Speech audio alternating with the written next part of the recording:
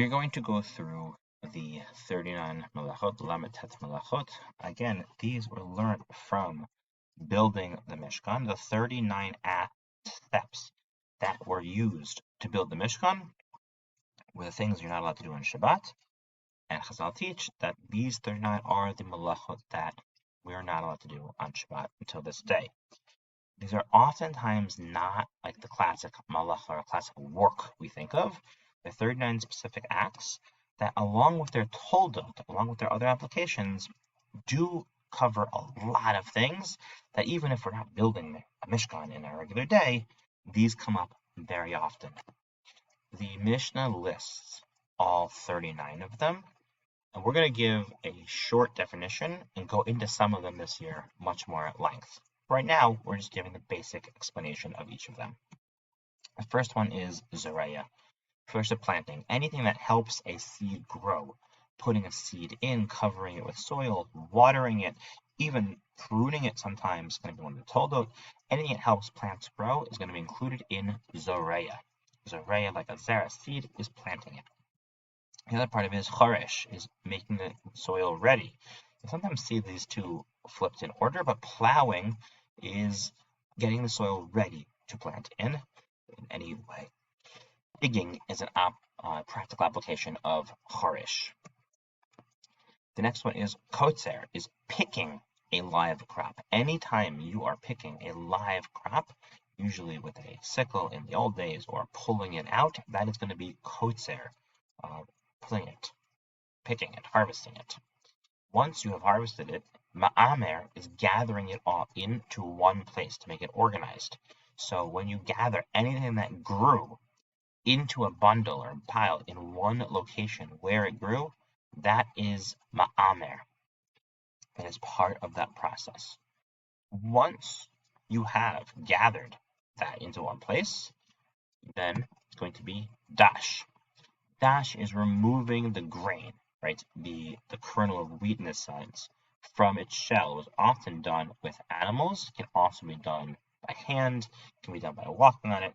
Any way you get the kernel out of the shell of something, of a plant that grew naturally, that's going to be Dash. We'll see there's actually a lot of applications of Dash. That's the main one, the Av Malacha, the main Malacha. It's called threshing.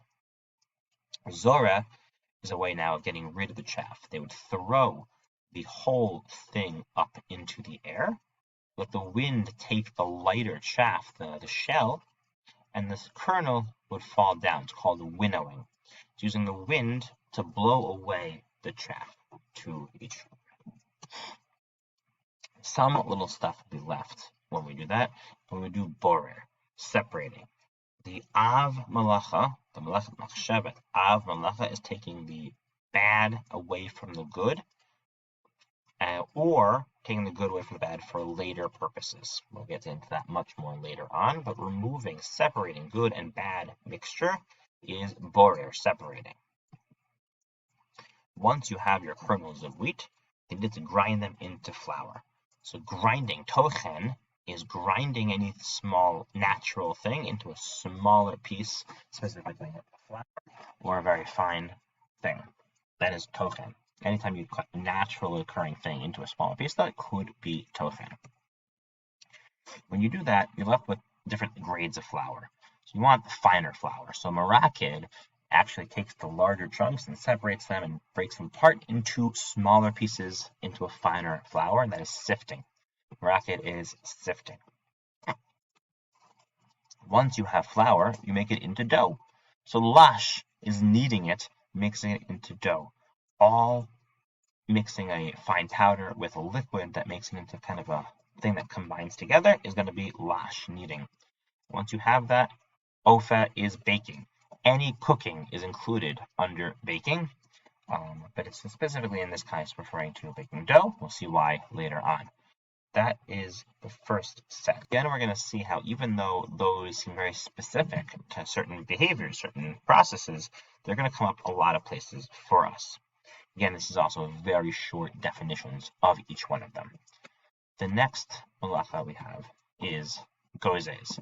This is referring to wool. Shearing a sheep, getting the wool off of a sheep. It applies to taking hair or wool off of any live creature. That will be the malacha of gozes. Lavan is then bleaching or cleaning that white fabric, or that fabric, to make it white or cleaner. Anytime you clean clothing is also going to be part of malaben, of bleaching or whitening, cleaning up. After malaben, you have menapet, which is combing the fabric into workable strands of hair. In the wool fibers or any other fibers, cotton, flax, whatever it is, combing them into something more workable is going to be menapet. Once you have the combed fabric and all ready to go, you have soveya, dyeing fibers or fabric to change their color. Any intentional or productive dyeing or changing the color of something is going to be soveya. Right, the Melachot Machsheva is when it's productive. If you spill something on like the floor or carpet, that would not be the Ad Malacha, because that's not Melachot Machsheva, that's not productive. In this case, it is going to be dyeing it in a productive fashion. Spinning the fibers into thread that you can use is called tova. So once you spin them, you have a wheel that you would spin. This would spin the fabric. They're holding all that and kind of combining it in and combining it so tightly as it spins that it becomes one single fabric that you can collect and use later for different types of sewing. One of the types of sewing is setting a loom. Setting a loom refers to a large loom like this. There will be a video link in here somewhere else to see this. But the loom is a device used for weaving. We have many, many, many strips like this. You'd have one go back and forth throughout here, and that would be actually used for weaving. We're going to watch this right now to see how weaving would work.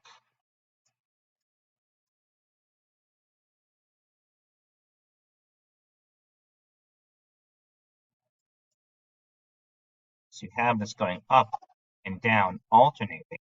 Setting the strings up is mesach, is the first one.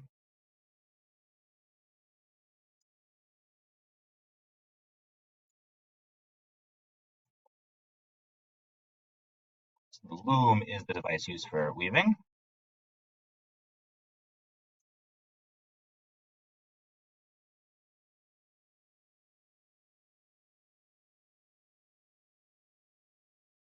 That is mesach, it's setting the loom around the warp, is making sure that it's all straightened out.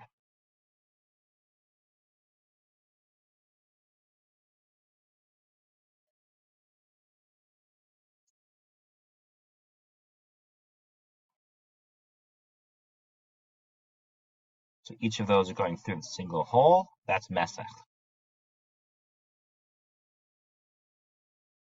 She's moving things up and down. We're going to see in a second. She's pulling that device through that, and that is actually creating the weave, creating a fabric over here that you can actually use. It's important to see that because that's going to help the next few make sense. But setting up that loom initially is called mesach. Once you have it there, ose shnei bate nirin, many people do not understand what this means. When she went up and down with the loom and caused these to alternate, to cause these to go down, these to go up, these to go down, these to go up over and over again, you're making these loops that you can put the string thread through. That is called ose shnei bate nirim, making two meshes or kind of the crisscrosses throughout, making the loops in the loom, pulling it back and forth to weave. This is one that really doesn't have any toldot. It's really specific to weaving. Oreg is then the actual process of weaving, of bringing this piece through the whole thing, cross and interlock with the warp pieces, the mesh pieces, and make a thread, a fabric that is interlocked and woven between each other over there. Once you were done with that, you have to break the edges over here. That's called potseya shnei chutim, severing two threads. So that is something called potseya, is popping the knot that is over here so that you can actually get it off of there, or cutting it would also be part of this malacha. In order to then use your thread, you have to tie it to a needle. A Kosher is a lasting or properly made knot. There are lots of knots you can learn to make. Only well-made knot is going to be a malacha of kosher. Similar to kosher, you have matir, which is untying it. You have kind of two halves of the same thing. People that don't tie double knots on their shoes or untie double knots on their shoes are because of these last two malachot, kosher and matir. Tofer then is taking that thread that you untied or tied, putting it onto the needle, and actually sewing.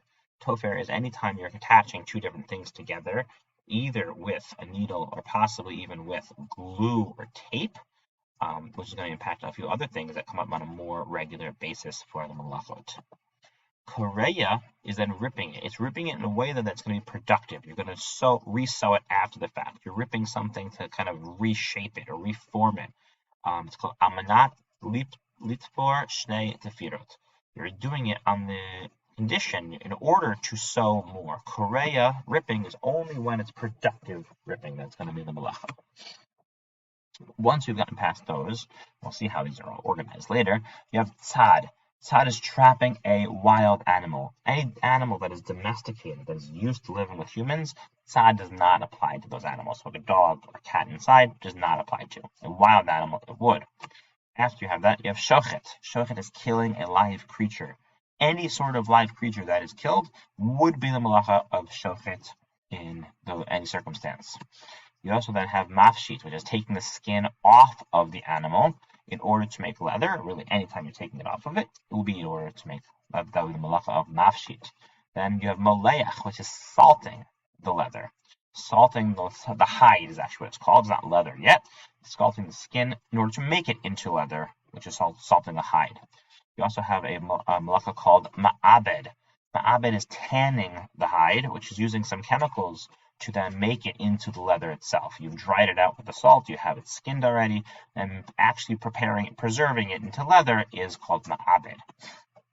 Mochek is smoothing that out into a higher quality that you can actually use after the fact.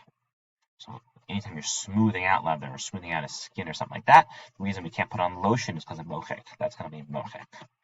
Then machatek is cutting it into specific measured sections. Anytime you measure something and cut it very precisely, and you include something like toilet paper, that is going to be mochatek. You then have a malacha, after you've made your cloth, of kotev. Kotev is anytime you write two letters in a lasting way. It does not have to be formally written like this or safrut. It can even be just done with a pencil, as long as it's going to be two letters in a productive way. You also have malacha of mochik, which is, again, in order to write more. You're clearing out the paper to write more on there. That would be mochik. Bona is then building. We're going to get into building a lot more, but anytime you're building a lasting and self-standing structure, has a roof, generally speaking, has walls, there's some walls that are also bona, that will be the malacha of bona. Soter is then demolishing anything that had the malacha of bona. There's a lot of relationships between two pairs of malachot. This is one of them. The soter is taking it down. Mechabe is putting out a fire in order to make charcoal. Anytime you put out a fire, it's going to be some sort of malacha, but the av is in order to make charcoal with the fire. Similarly, you have the other direction, is mavir, is lighting the fire. Anytime you have fire, we're going to see that's actually one of the few that's explicitly mentioned in Torah, not just learned out. Starting transferring any fuel to a fire, anytime you're burning something, is going to be mavir. And macha patish is the finishing touches on something. Anytime you're really finishing a project, finishing a puzzle even might be this, finishing something in clay, building something, that last step is an additional malacha to finish it. And then last but not least, you have hotza'ah, which is, we say, carrying. It's specifically carrying from a private closed space to a public open space. Many say you need to have 600,000 people in that space for it to be the malacha d'oraisa. Some say it's less than that. Mid'Rabbanan, rabbinically, any open space is a problem unless you make an erev, which we'll talk about later on. Carrying from one to another, or 4 amot within the public space, is going to be malacha of hotza'ah. These are the 39 malachot, very briefly, and we're going to work on really learning these well. We're also going to learn on remembering what they are so that we can refer to them all together very clearly. So make sure you have all those written down, and look forward to learning more about these.